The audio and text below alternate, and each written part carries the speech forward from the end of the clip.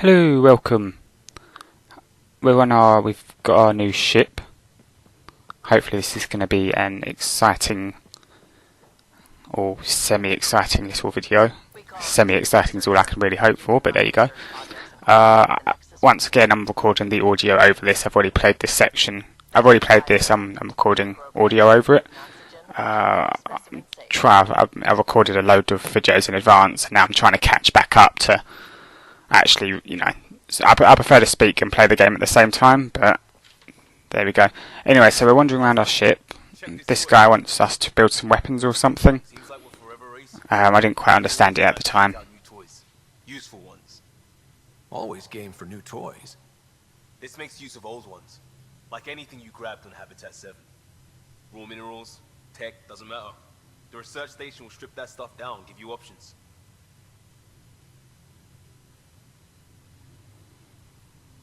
We're on our own, for everybody else. That's what Pathfinder means now. Yeah, well, everybody should be so lucky. This tech is aces. If the best we get is what we make, still the best. Check it out. Alright, so this is the research and development terminal. Supposedly you get research points from scanning things on the planet, which I noticed, and then you can put them into buying weapons and weapon modifications and the like.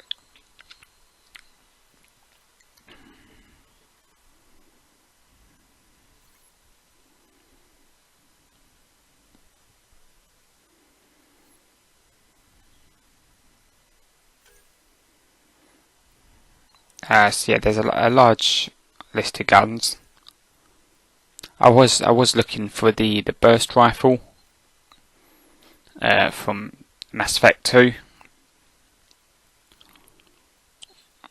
because that's a pretty good rifle.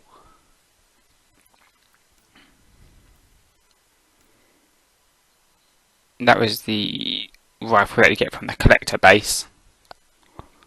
The rifle that fires like, well, it's incredibly inaccurate, but it's a really powerful rifle. It's what I chose to take on my Mass Effect 2 playthrough. There's a couple of other things: SMGs, pistols, shotguns. There's all sorts of different things, and you can get them. You can level them up to do more damage. But I didn't buy anything right here. There's a sword. I don't know what use that is really. I mean, I'm sure for a different class perhaps it's better. There's a Krogan hammer. Didn't realise the Krogan used hammers, but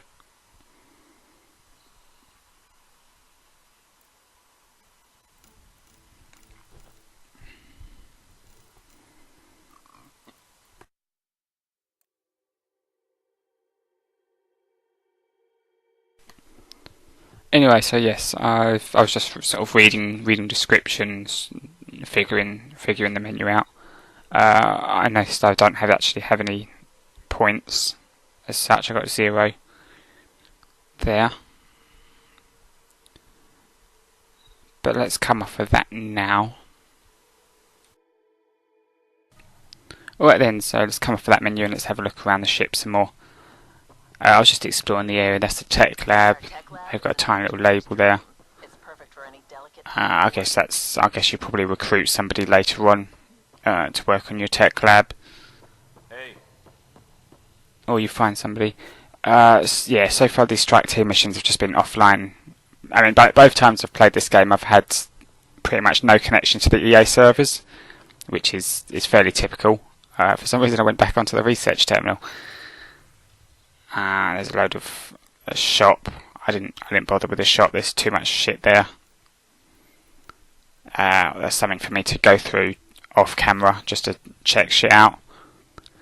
Now, there's one thing I don't like about the Tempest, and I don't know if it's just me, but it looks like a giant penis. I mean, it's just the shape of it.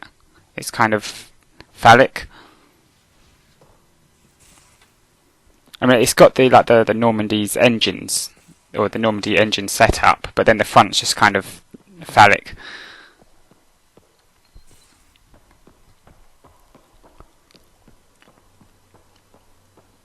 I mean, it is much bigger than any variant of the Normandy. This ship is massive, and you can explore so much more. You can explore so much more.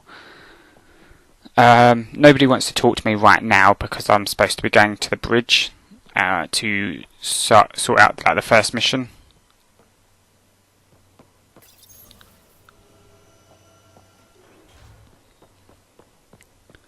And yeah, anyway, so I was just running around trying to talk to people. I thought that somebody might have something interesting to say, but it turns out that nobody actually really has anything interesting to say.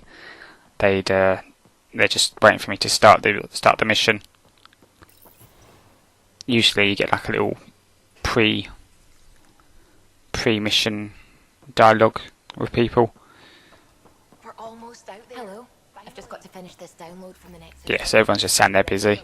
There's the drive core.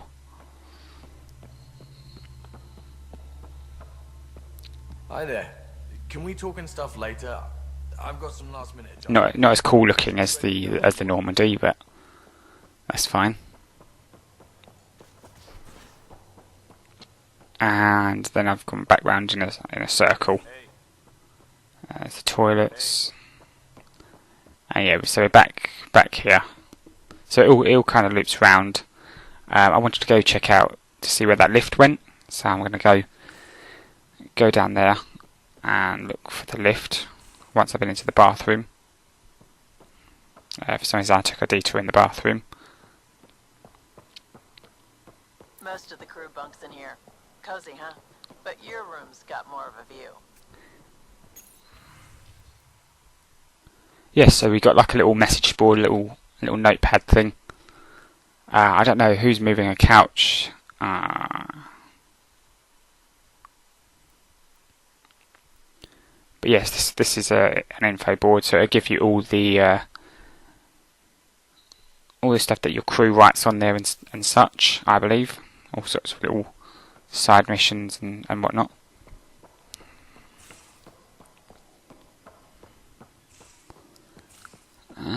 Going across here, it's a little kitchen area. Nothing to do in here. It's just there for show. Med bay, I'd assume. Excuse me. I need to make sure we have. Yeah, this is the med bay. Come by after launch, and we can catch up properly. And this is your room, and this has the Normandy's got nothing on this. I mean, Cerberus with the SR2, they really, made the captain's quarters a lot better. But they have nothing on this. Now, I did notice there were some ships. I picked up. Oh, there you go. There's the SR2. So yeah, there's a ship collection again, which is good. The Nexus confirms we're free to depart. And there's all sorts of ships there. I think I picked up 2 in the entire game so far. I unlocked some stuff. I was watching a couple of videos previously before the game came out. Well, in the UK, before it came out in England. Some music. There's a couple songs there, but nothing good. I was kind of hoping for some of the Mass Effect soundtrack songs, something from maybe the second game or the third game. The third game, the best thing about the third game was probably the soundtrack. It had a really good soundtrack, and that was about it. This is, customize your clothes. I spend way too long in this section as well. I was kind of just looking for, something good. They don't have too much here. I mean, in Mass Effect 2, there's a wide selection of things. Now this colour customization thing does my head in so much. It's so annoying to use. I mean, it looks simple, but it's just you click on one thing and then it thinks you're clicking on a different thing, and then you've got to go back and do it again. And I almost lose my temper when I go through this thing like that. There, I was trying to set it to red. But it's frustrating to use.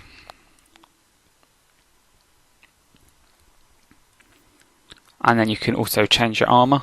your armor customization.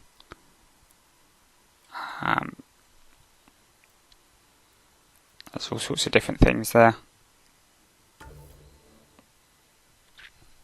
Again, it's pretty much the same thing. It's nothing like Mass Effect 2 where you could, you know, change individual. Actually, that's not true. I did just remember you can change individual bits and pieces, but not from this menu. It's different place.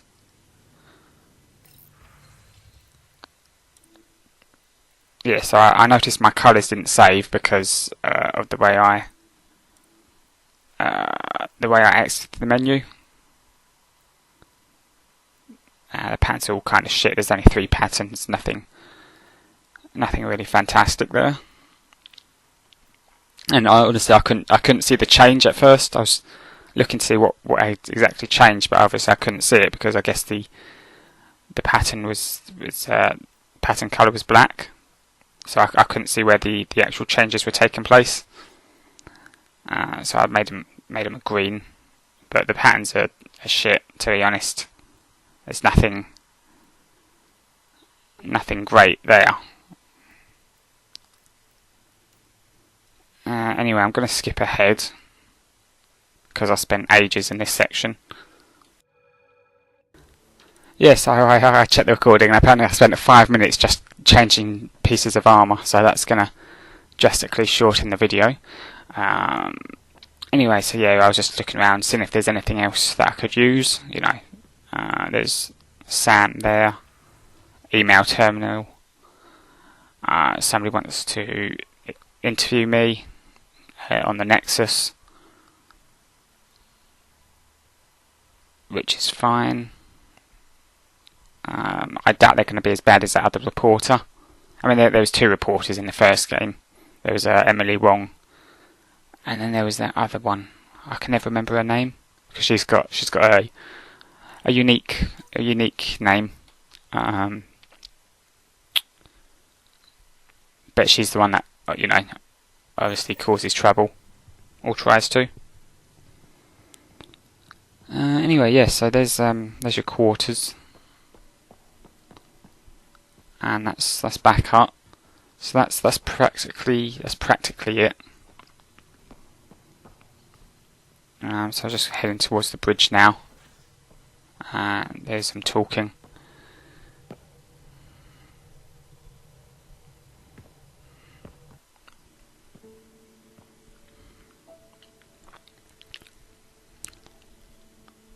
Departure trajectory locked, Nexus Control. Ah, time for introductions. You must be Ryder, Kalojath. A pleasure to be here, and to meet you, of course. I'll be piloting the Tempest at your word. Quite the ship, but it'll take a Pathfinder's guidance to see us through Helios.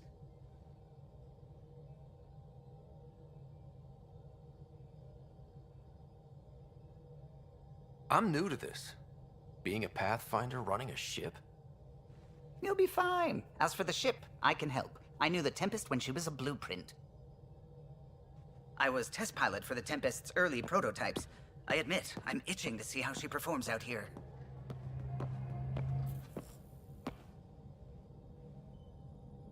So how do I...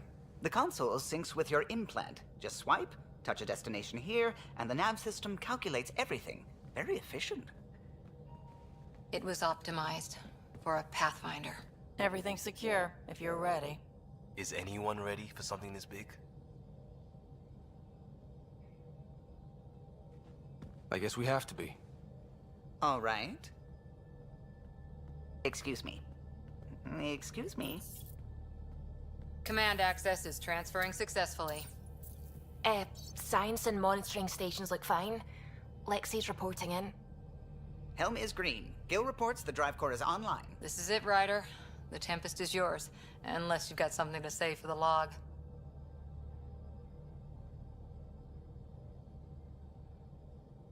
No time for speeches. Let's see what we can find. Nexus Control, this is the Tempest, ident 2527, prepping to depart. So yeah, no, I didn't want to give a speech in this game. I know usually it's kind of tradition to do a speech before you set off for the first time. But to be honest, I don't think this character's really earned it. Tempest. Godspeed, Pathfinder. You know, I mean, Shepard, he'd done all sorts of great things, sort of before you start playing as him, and you know, whilst you play as him. There's an end to that idea. Maybe we can turn things around. Callow, take us in.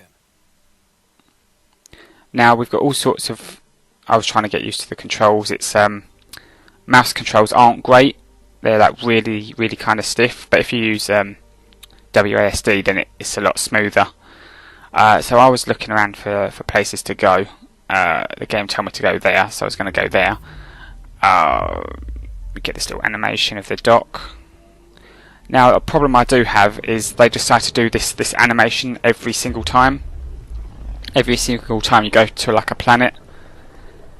It's not like Mass Effect 2, Andromeda Initiative Habitat 1. where it's just, you know, or any of the previous Mass Effects, I should say, because you just click on the planet and you're there instantly. This, you got to go through this 30, well, probably not 30 seconds, but you know, you got to go through this animation, and like the first time it's probably cool, it's nice to watch and stuff, but I'm the type of person that explores, you know, every planet, every piece of the planet, that sort of thing, and having to watch that animation every single time is kind of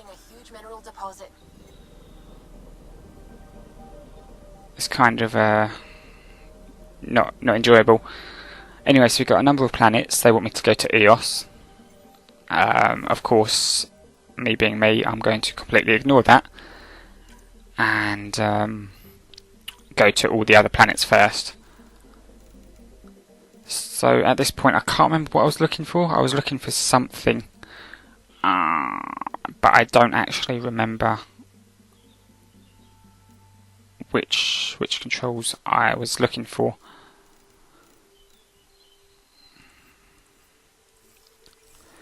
Oh, I was looking for a quick save, that's what I was looking for. There doesn't seem to be a quick save option. Anyway, so we've got Konzu. Now most of these planets don't do anything. You can look at them. You can wait for this animation to finish first though.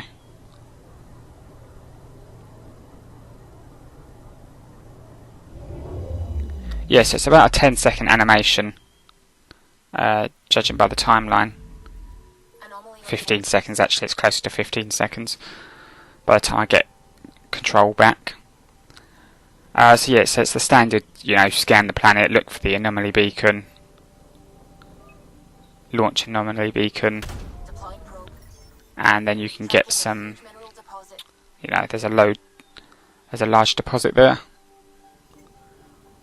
and you can click on that, and I don't know what I was doing at that point. I think I was testing out the controls at the bottom of the screen, all the hotkeys and stuff. Yeah, I was just testing out the controls to see what you could do with them. Anyway, so I got the beryllium, and that's all you can do for this planet. So you don't go to them like you do on the first Mass Effect, where you get in the Mako and then you drive to that location, and you don't really even drill for them like you do in Mass Effect 2 either, which is unfortunate. But there you go. Because I was probably one of the few people that liked both of those mechanics. So yeah, so now we've got to sit through another animation to go to another planet, and it's a pain in the arse, really. To be fair, the animators probably put more work into this than they did the rest of the game, or at least the character animations. Although the animators are saying it's not their fault, they're saying it's the programmer's fault for not matching the animations up correctly. I'm not quite sure how or why that works. I'm not a programmer, nor am I an animator. But it sounds like more like they're passing the blame to me. Anyway, there's nothing to do with Pele. And yeah, so it's just a case of visiting the other planets. There's Ericsson. I'm pretty sure there was an Ericsson in the other game as well. So yeah, I was just looking around the other planets just to see if there was anything I could do. And then we got this animation again. I don't know why I keep saying it, because it's every planet has the same animation. You have to fly to it, and it's slow and annoying and boring.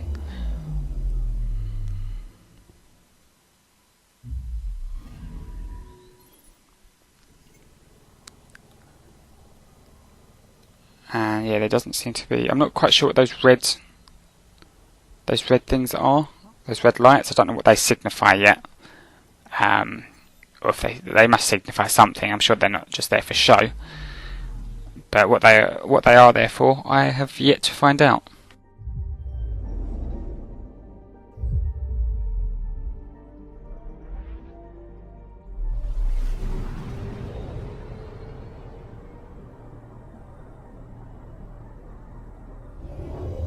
So through the asteroid field, that's one of the things I would consider could be quite cool looking. Is you know, when you're flying through things.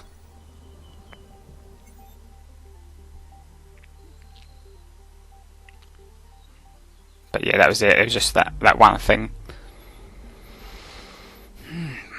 Boy.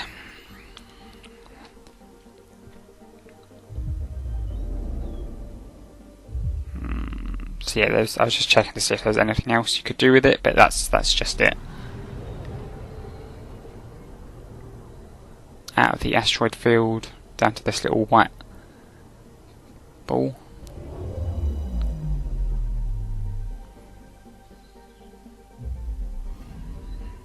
Anomaly detected. And we got another anomaly. Deploying probe. Fire that off. Satellite detected. It's a little satellite, and you can harvest the dead satellites for, well, in this case research data, but it could be a possibility of, you know, other resources later on. But it's got some solar panels there sticking out the side. But that's it. That's what you can do here. Yes, you've got to scan. It looks like there's 50 planets, and you've got to scan all 50 planets in the game. Which I think that might be slightly less than there was in Mass Effect 2. However, they look to be more detailed in this game. So it's, you know, they probably put more detail into each individual planet in this game. I mean, a lot of the planets in Mass Effect 2 were throwaway. There was about, you know, only like a handful that actually did anything.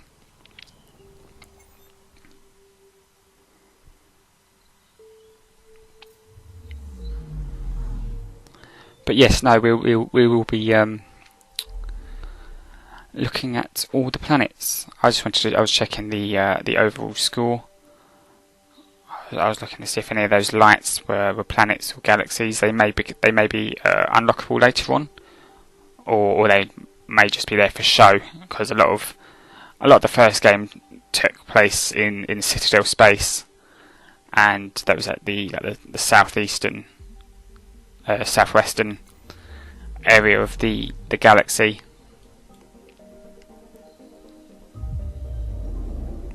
And then you got to go everywhere in Mass Effect 2 and 3, from what I recall anyway.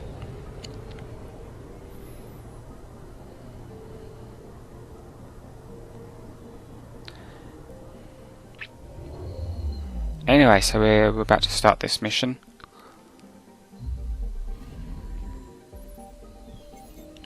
A mirror of the signal on Habitat 7. Possible atmospheric manipulation. Is that possible? We'll find out. If it is like Habitat 7, no doubt we'll run into the cat.